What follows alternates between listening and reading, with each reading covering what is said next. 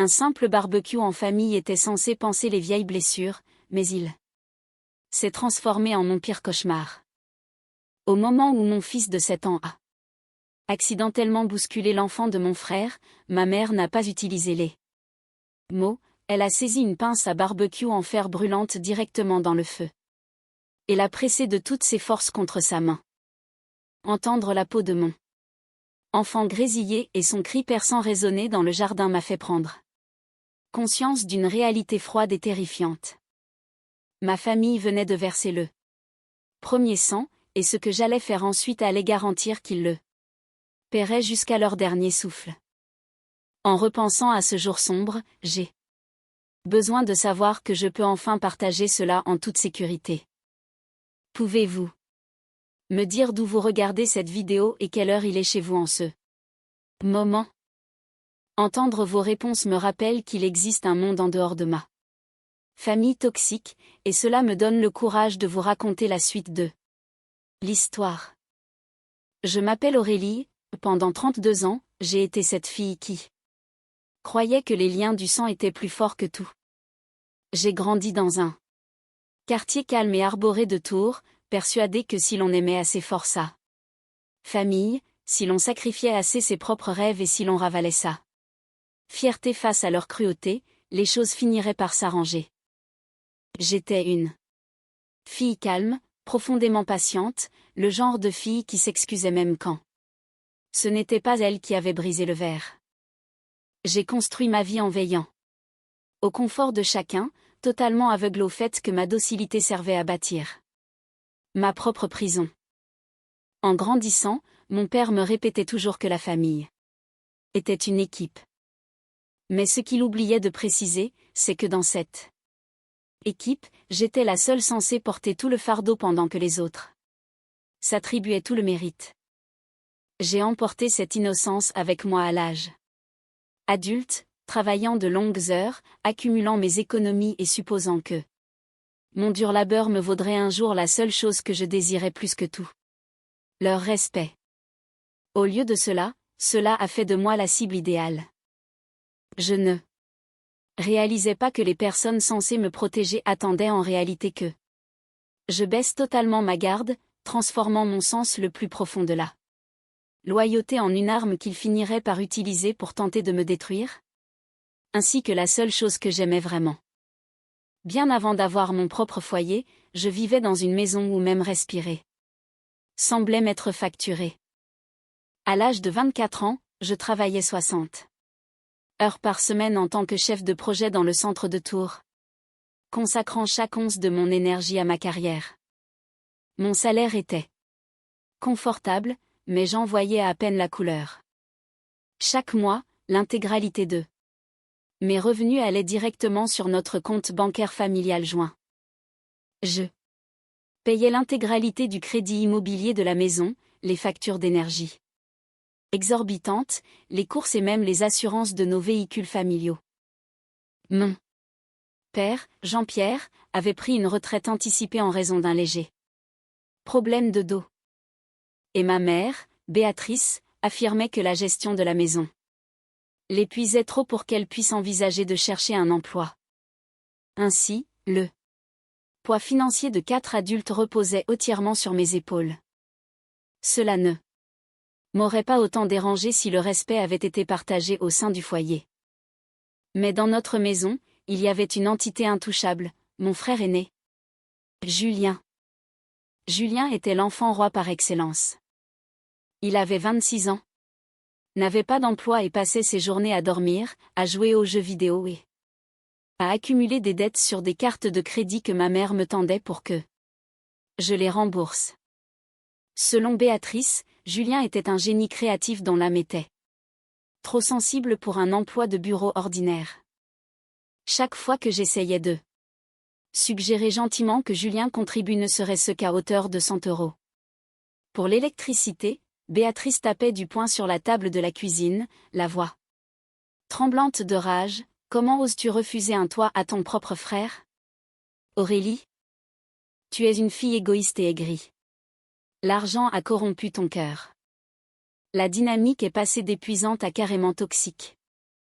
Quand Julien a rencontré Chloé, après seulement 6 mois de relation, il a annoncé qu'il allait se marier. Et sans même me demander mon avis, Béatrice a installé Chloé chez nous. Chloé était d'une arrogance incroyable, issue d'une famille qui avait perdu sa fortune mais conservé toutes ses prétentions mondaines. Dès qu'elle a franchi la porte, elle m'a regardée, non pas comme une belle-sœur, mais comme une bonne à tout faire intégrée d'office, destinée à financer son nouveau mode de vie. Julien et Chloé se sont appropriés la chambre parentale à l'étage, exigeant que je déménage mes affaires dans la petite chambre humide du sous-sol, sans véritable fenêtre, pour que le jeune couple dispose d'un espace convenable.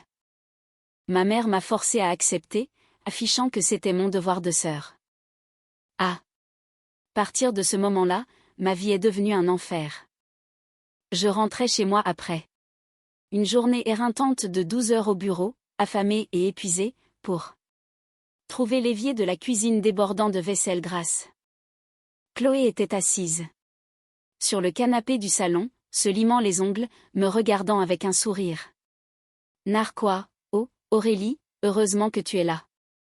On a commandé des sushis ce soir, mais on a laissé les poêles sales du déjeuner sur le plan de travail. Assure-toi d'utiliser de l'eau bien chaude, d'accord? Mes mains s'assèchent si vite. Quand Chloé est tombée enceinte et a donné naissance à leur fils, Hugo, l'abus financier a atteint un niveau terrifiant. Tout à coup, je ne payais plus seulement les courses. Je payais le lait infantile bio de grande marque, les poussettes de créateurs et les jouets en bois importés d'Europe. Béatrice soutenait aveuglément chacun de leurs caprices, utilisant mon argent durement gagné pour couvrir Hugo de cadeaux de luxe, tandis que je portais des chaussures aux semelles usées. Je me souviens d'un vendredi soir précis où j'ai consulté mon application bancaire et remarqué un virement de 1200 € depuis mon sous-compte d'épargne personnelle. J'ai affronté Julien dans le couloir, les mains tremblantes de frustration. Julien, où sont mes 1200 €? C'était ma réserve d'urgence pour mes frais médicaux. Chloé est sortie de leur chambre, tenant le bébé Hugo dans ses bras, le regard noir et venimeux. Cet argent a servi à acheter la chaise berçante de luxe pour la chambre d'Hugo. Franchement, Aurélie, pourquoi fais-tu une scène pour un meuble destiné à ton neveu? Ce n'est pas comme si tu avais un mari ou une vraie vie personnelle pour dépenser cet argent. Arrête d'être aussi pathétique et possessive. Ma mère est arrivée derrière eux, posant une main réconfortante sur l'épaule de Julien tout en me fusillant du regard. Excuse-toi immédiatement auprès de la femme de ton frère, Aurélie. Tu devrais être honorée que ton argent contribue à l'avenir de ta famille. Si je t'entends encore élever la voix dans cette maison, tu pourras te trouver un autre endroit où vivre. Je suis restée là, dans le couloir sombre, à regarder ces 3 personnes. Ma mère, mon frère et sa femme formaient un bloc uni contre moi. Ils vivaient de ma sueur, mangeaient de la nourriture achetée par mon travail et dormaient sous un toit payé par ma jeunesse. Pourtant, ils me regardaient avec un dégoût absolu. C'est ce soir-là que la première fissure est apparue dans ma docilité. J'ai compris qu'ils ne me considéraient pas comme une fille ou une sœur. Pour eux, j'étais juste une machine anonyme qui distribuait de l'argent. Le tournant de ma vie est survenu lorsque j'ai rencontré Thomas. Il était responsable logistique dans une entreprise partenaire de la mienne. C'était un homme terrax en grave terre, profondément gentil, qui me regardait non pas pour ce que je pouvais lui apporter, mais pour ce que j'étais réellement. Pour la première fois de ma vie, quelqu'un remarquait l'épuisement dans mes yeux. Quand nous avons commencé à sortir ensemble, Thomas m'emmenait dîner dans de petits restaurants calmes de la région de Tours. Et il a été horrifié de réaliser que je ne pouvais même pas dépenser 10 € pour moi-même sans vérifier si ma mère n'avait pas vidé notre compte pour régler les dettes de Julien. Thomas a vu ma valeur et, Peu à peu, il m'a aidé à la voir aussi. Il est devenu mon refuge, la seule personne qui me disait que ma vie avait de l'importance. Quand j'ai enfin trouvé le courage d'inviter Thomas à rencontrer mes parents, je pensais qu'il ferait au moins l'effort d'être poli. Au lieu de cela, ce fut un véritable guet-apens. J'avais passé 2 heures à préparer un excellent dîner, mais dès que Thomas s'est assis à table, l'atmosphère est devenue glaciale. Ma mère, Béatrice, ne l'a même pas regardé dans les yeux. Chloé s'est assise à côté d'eux. Julien, chuchotant assez fort pour que toute la pièce l'entende, il roulant. Renault Clio d'occasion. Eh bien, j'imagine que certaines personnes ont des critères très bas. Mon père, Jean-Pierre, a marmonné à peine un salut avant de nous tourner le dos. La véritable confrontation a eu lieu dans la cuisine après le dîner. Ma mère m'a coincé pendant que j'emballais les restes. Son visage était déformé par une rage laide et paniquée. Tu vas mettre un terme à cela immédiatement, Aurélie. A-t-elle sifflé d'une voix basse mais venimeuse. Cet homme n'est rien. Il va t'éloigner de cette famille. Qui va payer la taxe foncière le mois prochain? Qui va payer les frais d'école privée d'Hugo? Tu penses que tu peux simplement t'enfuir et nous abandonner pour un type pareil? À cet instant précis, le dernier morceau de ma naïveté s'est brisé en 1000 morceaux. Elle ne m'a pas demandé si Thomas me rendait heureuse. Elle ne m'a pas demandé s'il me traitait bien. Tout ce qui lui importait, c'était la perte de son distributeur de billets personnel. Il ne détestait pas Thomas à cause de sa voiture ou de son travail. Il le détestait parce qu'il représentait une menace pour leur vie de profiteur. J'ai 31 ans, maman, ai-je chuchoté, la voix parfaitement calme pour la première fois de ma vie. Et je vais l'épouser. Les retombées ont été immédiates et brutales. Quand j'ai préparé mes valises. 2 semaines plus tard, ma mère se tenait devant la porte d'entrée, me barrant le passage, tandis que Julien et Chloé me regardaient depuis les escaliers avec des sourires satisfaits. Si tu franchis cette porte, Aurélie, tu es morte. Pour cette famille. A hurlé Béatrice, le visage rouge de colère. Tu es une traîtresse. Ne nous appelle jamais. Ne reviens jamais. Et n'espère pas un seul centime de notre part quand ton petit mariage aura échoué. Je n'ai pas dit un mot. Je suis passé devant elle, je suis monté dans la voiture de Thomas et je ne me suis jamais retourné. Dès le lendemain matin, je me suis rendu à la banque, j'ai clôturé le compte joint et j'ai ouvert un compte personnel, nécessitant uniquement ma signature. Le flux continu d'argent gratuit s'est arrêté net. 2 mois plus tard, Thomas et moi nous sommes mariés lors d'une belle et simple cérémonie civile. Aucun membre de ma famille biologique n'était présent, mais pour la première fois de ma vie, je me sentais pleinement en sécurité. 1 an plus tard, notre magnifique fils Léo est né. En plongeant mon regard dans ses yeux innocents, j'ai fait le serment silencieux que je ne laisserai jamais les ombres toxiques de mon passé effleurer sa vie.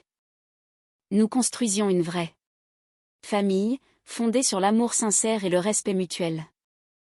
Pendant cette longue année, ma vie a été remplie d'une paix que je n'avais jamais connue durant mon enfance. Thomas et moi avons bâti une existence stable et heureuse dans un quartier paisible près de Tours. Léo est devenu un garçon de 7 ans brillant et doux, qui n'apportait que de la joie dans notre foyer. J'ai tenu ma promesse.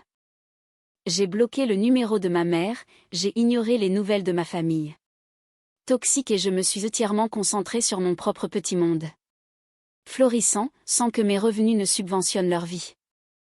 J'ai appris par des connaissances communes que la situation financière de ma famille s'était complètement effondrée. Les cartes de crédit de Julien étaient au maximum. Les goûts de luxe de Chloé les avaient plongés dans des dettes abyssales, et il avait été contraint de contracter un second prêt hypothécaire sur la maison de mes parents simplement pour sauver les apparences. Puis, sans crier gare, une lourde enveloppe élégante est arrivée dans ma boîte aux lettres. C'était une invitation à un grand barbecue familial chez mes parents, pour célébrer le 71e anniversaire de mon père. La carte était accompagnée d'un mot écrit de la main de ma mère, Béatrice.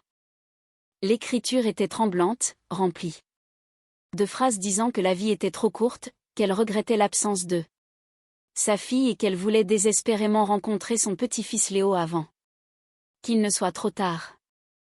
Je suis restée assise à la table de ma cuisine pendant des heures, les yeux fixés sur ce mot. Thomas était extrêmement sceptique. Aurélie, les gens ne changent pas du jour au lendemain. Protège ta paix, m'a-t-il doucement averti. Mais une part de moi, naïve, la petite fille qui espérait toujours l'amour d'une mère, voulait croire à sa sincérité. De plus, Thomas devait s'envoler pour l'île ce week-end-là pour un séminaire professionnel obligatoire de 3 jours. Je lui ai dit que tout irait bien, lui promettant de partir dès que je me sentirais le moindrement mal à l'aise.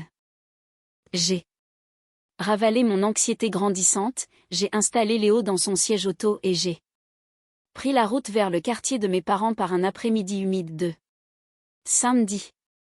Dès que je me suis garée le long du trottoir, j'ai compris mon erreur. Tout le devant de la maison était encombré de voitures haut de gamme appartenant à de vieux amis de la famille, à des voisins aisés et à des personnes influentes du réseau professionnel de Julien. Ma mère ne m'avait pas invitée parce que je lui manquais. Elle m'avait invitée parce que les voisins et les connaissances commençaient à se demander pourquoi sa fille unique ne lui parlait plus depuis près d'une décennie. Elle avait besoin de nous afficher, Léo et moi, devant tout le monde pour prouver au monde qu'ils étaient toujours une famille parfaite, unie et de la haute société. J'ai pris une profonde inspiration, j'ai serré la petite main chaude de Léo et je suis entrée dans le jardin, totalement inconsciente du fait que je marchais droit dans un piège alimenté par 7 ans d'un ressentiment venimeux et silencieux. L'air dans le jardin était lourd de l'odeur du charbon de bois et des rires forcés de personnes s'efforçant de paraître fortunées. Dès que j'ai franchi le portillon en bois, Chloé m'a dévisagé de la tête aux pieds d'un regard froid et méprisant, glissant un mot à l'oreille de Julien avant de se détourner. Ma mère, Béatrice, s'est immédiatement précipitée vers nous, le visage figé dans un sourire théâtral et artificiel. Elle ne regardait pas mes yeux. Elle regardait les gens qui nous observaient. Elle a annoncé bien fort quel bonheur c'était de retrouver sa magnifique fille et son petit-fils, s'assurant que les voisins entendent le moindre mot. J'avais la nausée, mais pour le bien de Léo, j'ai gardé un sourire poli sur le visage et je l'ai dirigé vers la pelouse où les enfants jouaient. Le fils de Julien, Hugo, avait maintenant 8 ans. Élevé par Julien et Chloé. Il était extrêmement gâté et agressif, bousculant les jeux de plein air et exigeant que tous les jouets lui appartiennent. Léo, naturellement doux, gardait ses distances, jouant tranquillement avec un petit camion près du bord de la terrasse. Je le surveillais de près tout en restant près de la fenêtre de la cuisine, essayant d'ignorer les remarques condescendantes que Chloé faisait sur ma tenue simple à un groupe de femmes du quartier. C'est alors que tout s'est produit dans un enchaînement terrifiant. Hugo est arrivé en courant au cou de la terrasse en briques, poursuivant une balle en mousse sans regarder devant lui. Léo s'est retourné juste au moment où Hugo le percutait de plein fouet. L'impact a projeté les 2 garçons sur les dalles en pierre. Hugo est tombé sur le coude, l'écorchant légèrement sur la pierre rugueuse, et a immédiatement poussé un hurlement strident et théâtral, pleurant à plein poumon. Léo, bien que secoué, s'est relevé calmement en se frottant le genou. Dès que le cri d'Hugo a percé l'air, Béatrice a lâché son verre de vin. Il s'est brisé sur le sol alors. Kel et Chloé traversaient le jardin comme des vautours. Chloé a pris Hugo dans ses bras, lançant un regard noir à Léo comme s'il était un criminel. « Regarde ce que ton monstre a fait à mon fils », a hurlé Chloé, la voix brisée par une pure méchanceté. Il l'a fait exprès. Il est aussi aigri et rancunier que toi, Aurélie. Avant même que je ne puisse traverser la pelouse pour défendre mon fils, ma mère, Béatrice, a complètement perdu la raison. La rage accumulée pendant 7 ans, la perte de mon argent, l'humiliation de mon départ, l'effondrement de son image familiale parfaite, tout a exposé en un seul instant. De folie furieuse. Elle a regardé Hugo pleurer, puis a fixé Léo, qui essayait encore de se relever près du grand barbecue en pierre brûlant. Petit monstre ingrat, a grogné Béatrice, le visage déformé par une couleur violacée. Effrayante. D'une vitesse terrifiante, elle a tendu le bras, a saisi la longue et lourde pince en fer posée directement sur les braises ardentes et s'est jetée vers l'avant. Avant que quiconque ne puisse comprendre son geste, elle a appliqué le métal brûlant directement sur le dos de la main gauche de Léo. Un son est sorti de la bouche de mon fils, un cri qui entra mes nuits jusqu'à mon dernier jour. C'était un hurlement strident, agonisant, de pure terreur et de douleur. L'odeur de chair brûlée a instantanément traversé la fumée du barbecue. Léo, ai-je hurlé, un instinct maternel viscéral s'emparant de tout mon être. J'ai couru à travers la pelouse, me jetant en avant. Avec une force que je ne me connaissais pas, j'ai percuté Béatrice de tout mon poids, la repoussant violemment loin de mon enfant. Elle a trébuché, s'effondrant dans une rangée de chaises de jardin, laissant tomber la pince brûlante sur l'herbe.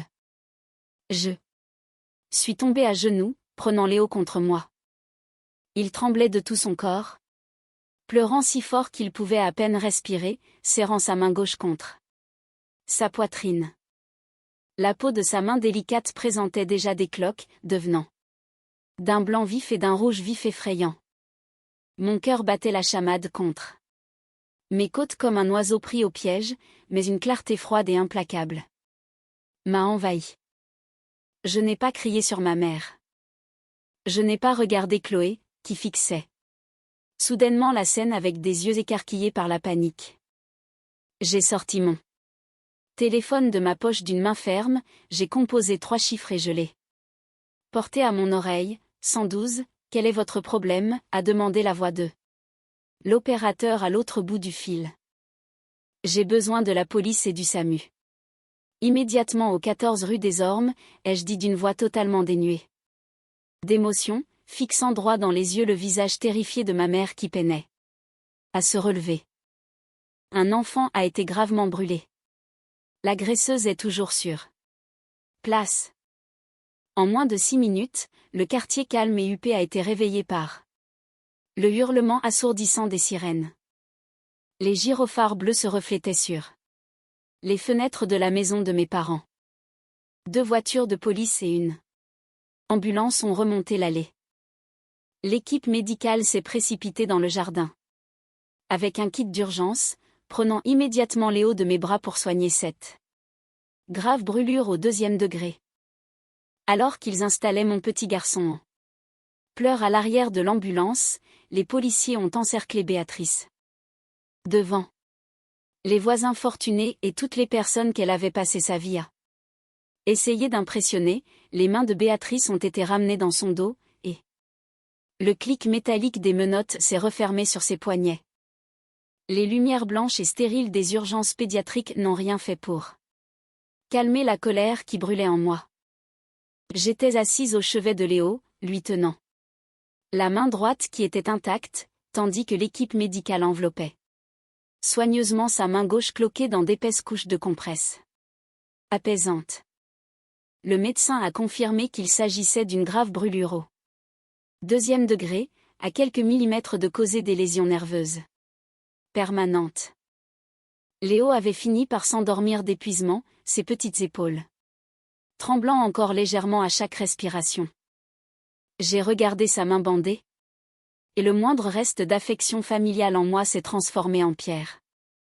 J'ai sorti mon téléphone et j'ai appelé notre avocat, un homme rigoureux et déterminé qui nous avait aidés, Thomas et moi, à protéger nos biens des années auparavant. Déposer plainte pour tout, lui ai-je dit, ma voix n'étant qu'un murmure glacial dans la chambre d'hôpital silencieuse. Maltraitance sur mineur, violence volontaire avec arme ayant entraîné une mutilation ou infirmité permanente en cours d'évaluation. Je veux les charges maximales. Ne reculer devant rien. 1 heure plus tard, les lourdes portes de la salle d'attente se sont ouvertes. Mon père, Jean-Pierre, et mon frère, Julien, sont entrés précipitamment. Ils ne ressemblaient plus aux hommes fiers et arrogants qui m'avaient méprisé pendant des années. Leurs vêtements étaient froissés, leurs visages pâles et leurs regards paniqués. Aurélie, Dieu merci, a haleté Julien en s'approchant d'eux. Moi, les mains levées dans un geste de supplication. Tu devais appeler le commissariat immédiatement. Il garde maman en cellule de garde à vue. Il parle de prison ferme, Aurélie. C'était juste un accident, une dispute familiale qui a dérapé. Pense au nom de la famille. Mon père s'est avancé à son tour, la voix tremblante d'une autorité désespérée qu'il n'avait plus. Aurélie, je t'en prie. Les journalistes locaux sont déjà devant le commissariat. L'entreprise de Julien l'appelle déjà à cause des rumeurs. Si cela va jusqu'au procès, notre réputation dans cette ville est ruinée. Nous ne pourrons plus nous montrer nulle part. S'il te plaît, pour ta propre mère, retire ta plainte. Je me suis levée de ma chaise, m'éloignant du lit de Léo pour que ma voix ne le réveille pas. J'ai regardé mon père et mon frère, ces 2 hommes qui m'avaient regardé couler sous les dettes pendant des années, ces 2 hommes qui n'avaient rien dit quand Chloé me traitait comme une servante. Ces 2 hommes qui n'avaient même pas demandé au médecin comment allait Léo. Tout ce qui leur importait, c'était leur précieuse et vide réputation. Un accident, ai-je dit, ma voix coupant l'air comme une lame de rasoir. Elle a pris une pince brûlante et a marqué mon enfant de 7 ans au fer rouge comme du bétail parse. Que votre gamin gâté a trébuché tout seul. Vous ne vous souciez pas de la famille quand vous vidiez mes comptes bancaires. Vous ne vous souciez pas de la famille quand vous m'avez jeté dehors parce que je voulais vivre ma propre vie. Et vous ne vous souciez certainement pas de Léo quand il hurlait de douleur sur votre terrasse. Aurélie, s'il te plaît, a supplié Julien, une larme coulant enfin sur son visage alors qu'il réalisait l'effondrement de son statut social. Sortez d'ici, ai-je ordonné, pointant le doigt directement vers la sortie. Si l'un de vous 2 ou Chloé s'approche à nouveau de mon fils, de mon mari ou de ma maison, je ferai établir une mesure d'éloignement si stricte que vous ne pourrez même pas respirer dans le même code postal. Ma mère va en prison, et je vais m'assurer que ce soit le cas. J'ai tenu parole. Les rapports médico-légaux officiels du CHU, les photographies détaillées de la blessure de Léo et les déclarations écrites de 3 voisins qui avaient assisté à l'attaque ont constitué un dossier imparable contre Béatrice.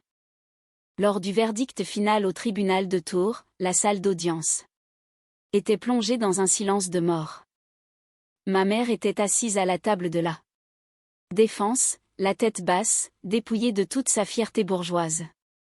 Le juge la regardait depuis son bureau avec un dégoût absolu, frappant son marteau. Le tribunal déclare l'accusé coupable de violence volontaire sur mineur de moins de 15 ans par ascendant et avec arme.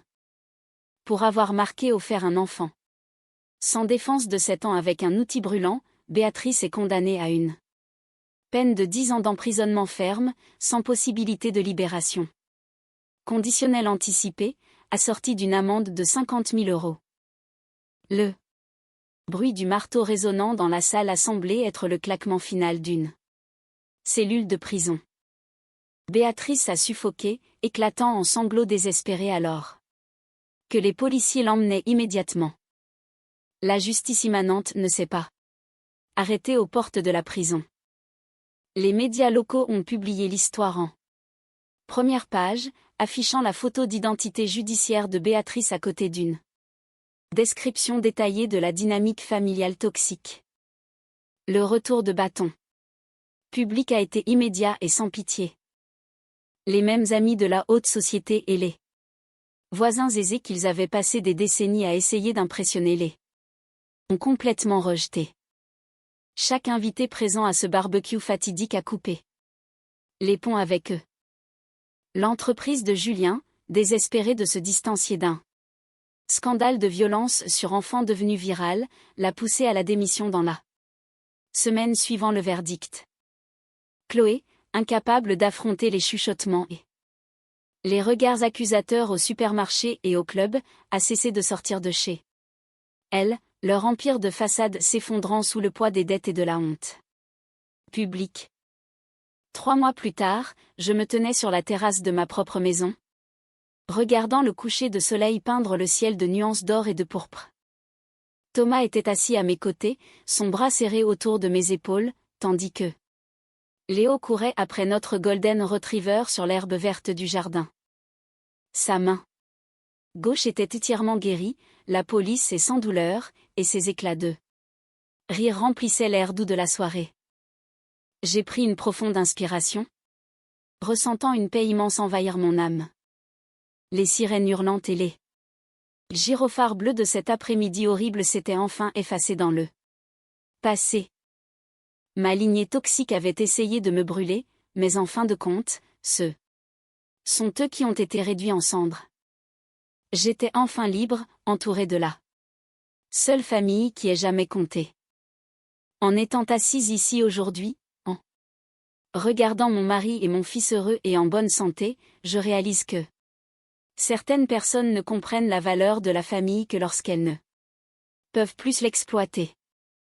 Il aura fallu le moment le plus déchirant de ma vie pour me libérer enfin de ce cycle toxique.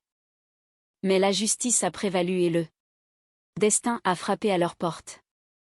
J'ai survécu à mon passé et j'ai protégé mon avenir.